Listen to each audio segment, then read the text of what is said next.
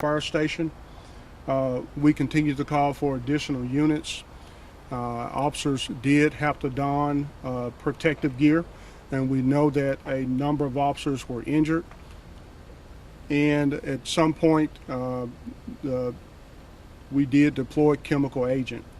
The chemical agent appeared to be effective in dispersing the crowd, which was our only goal. We'll continue to maintain a heavy presence out there tonight. We know that it's still an active scene.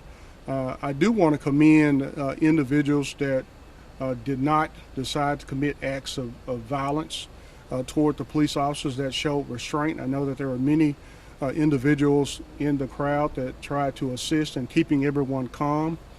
So I'm going to ask that the public allow the Tennessee Bureau of Investigations to do their job, to conduct the investigation. And unfortunately, what we see when these acts occur, a lot of misinformation is put out. I think there are some individuals that try to agitate a situation, and it's unfortunate because it hinders the truth from coming out.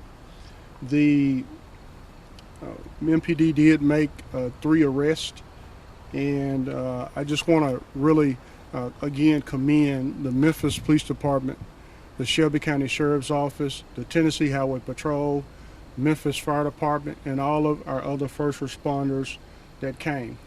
So what I need now, I need everyone to stay calm.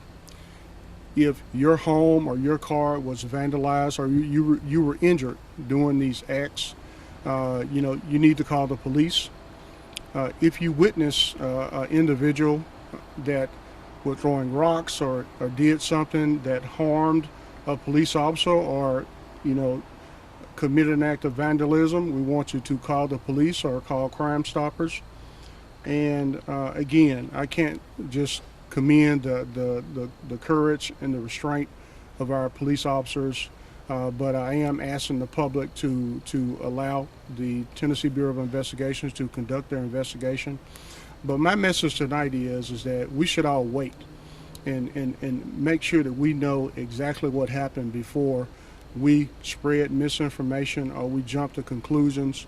But the Memphis Police Department, we've been very supportive of protests, but we will not allow any acts of violence. We will not allow destruction of property. We will not allow acts of vandalism to occur. And again, I will continue to commend the officers for the enormous restraint they showed tonight. I'll take a few questions. When you say that some people have agitated the situation, anything that you want to clear up that maybe you've seen on social media, that are just falsehoods that are out there right now? Well, obviously TBI is going to conduct the officer-involved shooting investigation, so I'm not going to prematurely comment on that. But you saw just as much as I did. We know that there's a lot out there, and often individuals do not have the facts, and I think that's dangerous. How many officers were injured? Well, we're still working on that number. We know at least 25 officers were injured, and most of them are minor injuries. And is that with MPD and the Shelby County Sheriff's Office? Yeah, so that's a total count. That could change as officers get home and may discover that they had a scrape or a bruise. But again, the officers did a enormous job tonight, showing restraint under a very volatile situation. You said mostly minor. Were there any serious injuries? There were a few serious injuries, but most of them are minor. We know that the officers, they're going to make a full recovery and hopefully get back to work as soon as possible. The 3 that were arrested, what were the charges that they were arrested on? Yeah, I'll let Karen get that back to you. Disorderly conduct, inciting a riot, and there I think it was an additional charge. Was there one specific incident that started it all? I mean, that you know of, or was it just more like in general mass? Yeah, we're still talking. I mean, in a situation like this, a lot happens. We're still working to get all the facts, and you always know that I don't like to be premature in making statements without knowing the facts. So again, we're asking for the public's calm. We're asking for the public's help in identifying individuals responsible, because when these happen in a neighborhood, The neighborhood is victimized. We know that we had some officers injured tonight, but the neighborhood is victimized, and we just want to help return a sense of normalcy to that neighborhood. Again, allow TBI to conduct their investigation, and if you have information, please contact us. I'll take one more question. The riot gear, was every officer in riot gear? Are they still in riot gear, the one that's out there now? And can you talk about when officers pull out the riot gear, what kind of situation needs to be presenting itself?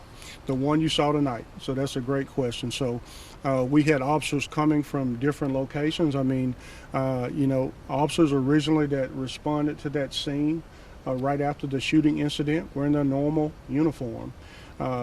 We've maintained the same posture for the last few years where we don't put on riot gear unless we think it's necessary.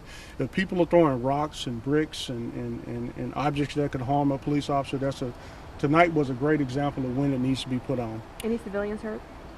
We think there were reports of a few civilians hurt, and that's why we're asking for the public to report if they were injured and make sure we can help investigate that situation. And if they need medical treatment, they can call 911 or call the Memphis Police Department. We'll make sure we get them transferred to the fire department. Just to clarify, Thank you. 25, you said roughly 25. Approximately, and we'll get you the detailed numbers. I mean, we're still kind of getting all this sorted out. Thank you. Thank you.